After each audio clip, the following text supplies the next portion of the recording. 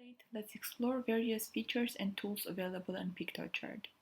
In general, the main rule for making infographics is along the lines of keeping it short and simple.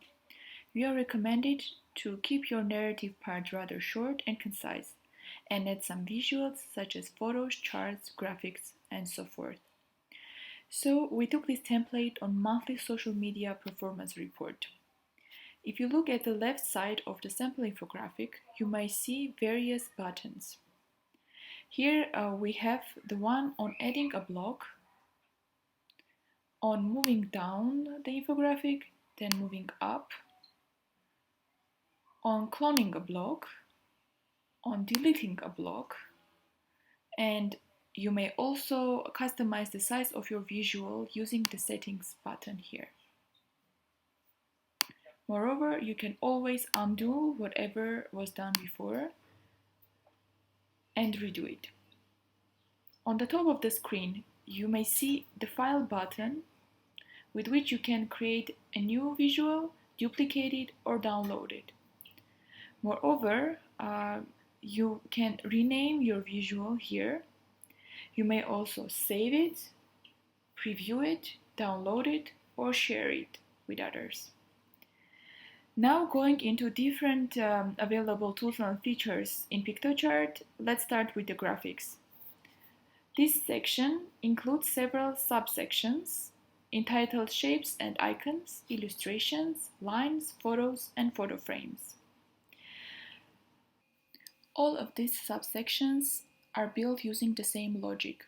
You may either search using a keyword or just simply search through all the available shapes, icons, lines, photos, and so forth. Additionally, you may upload your photos using this base. So for instance, going into shapes and icons, we have the opportunity to use the search word social media because our template is about social media performance report.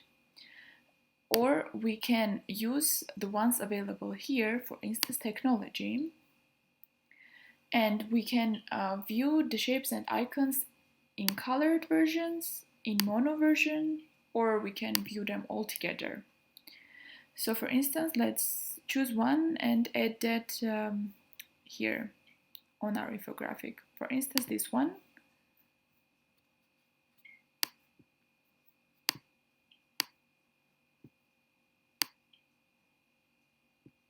And you can reshape it and you can put it wherever you see fit. Moreover, you can add colors to the shapes and icons that you use.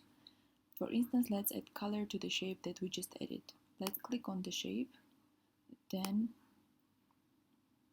we choose colors.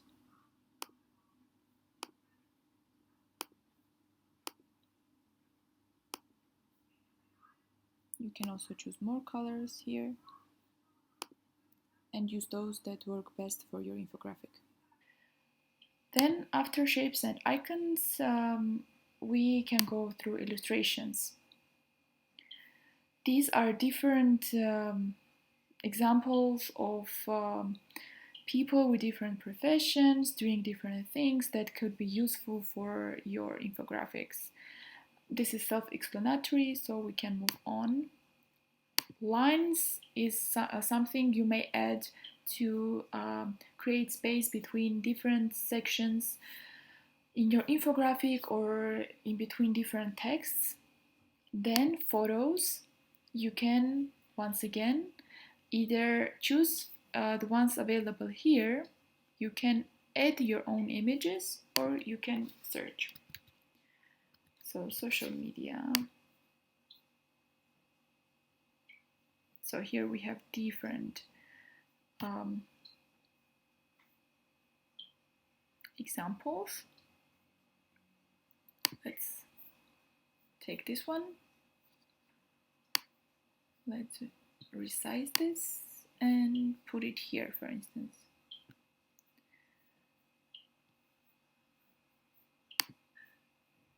And last but not least, we have photo frame.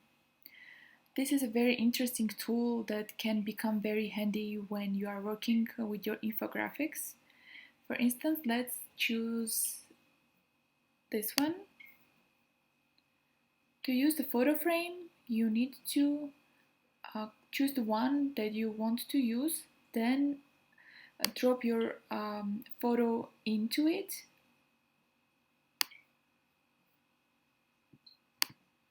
And here we go. And then you will have your photo in a cool frame that you can use in whichever part you want in your infographic. Next up, we have design components, which come in three forms: either lists, timelines, or comparisons. Lists are self-explanatory. There you have many options, and you may find different ones depending on the topic and focus of your infographic here. Then we have timelines.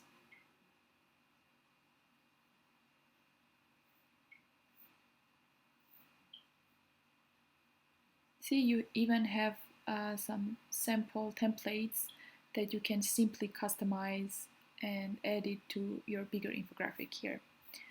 Besides timelines, we also have comparisons. So all in all, the design components are super handy to keep in mind and use when making your infographics.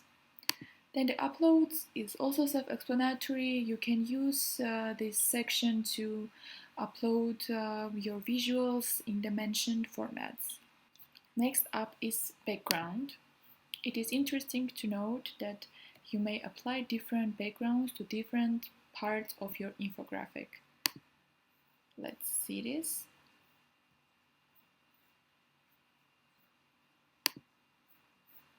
However, it is recommended to use the same one for all parts of your infographic. Here you may choose the color and the percentage of opacity. So this is another useful feature in Piktochart. Next, we go to text. Here we have different types of text you may use, different text frames that you can apply.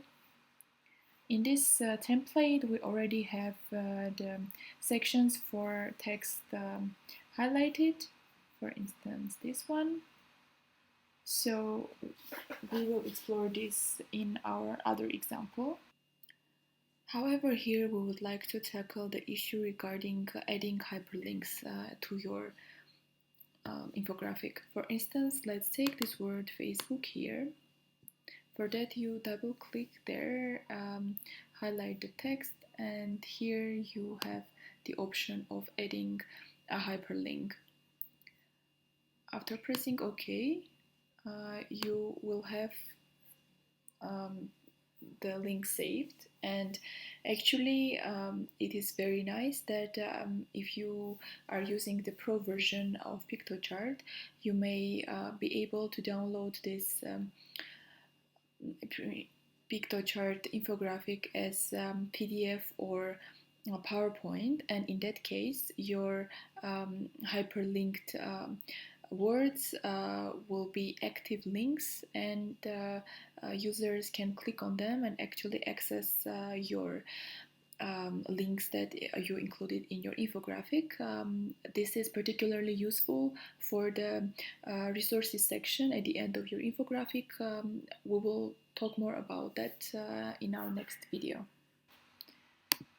Next up is color scheme, which is unfortunately not available for the free version of Piktochart. And last but not least, we have tools, which come in three forms as charts, maps, or videos. In our sample infographic, we have different examples of charts. So let's try to customize it.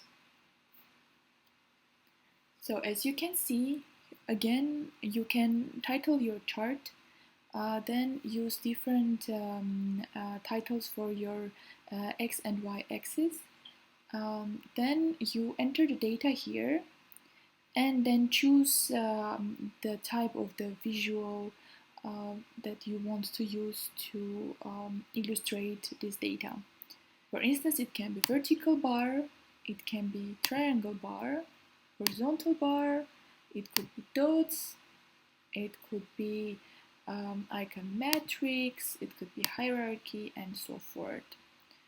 So let's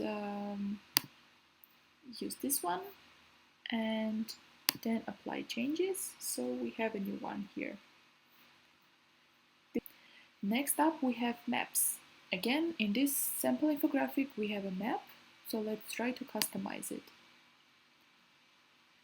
In this case, let's choose several countries and provide colors for them, and they will be highlighted on the map.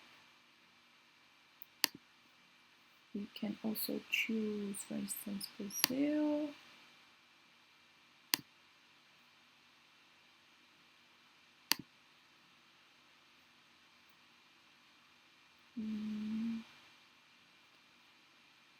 Then we can choose Egypt.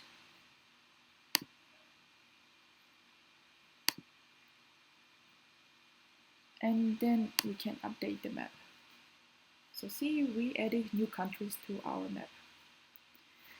As for videos, it's also self-explanatory. Only YouTube and Vimeo videos are supported, so you simply add the video URL and then insert your video in your infographic.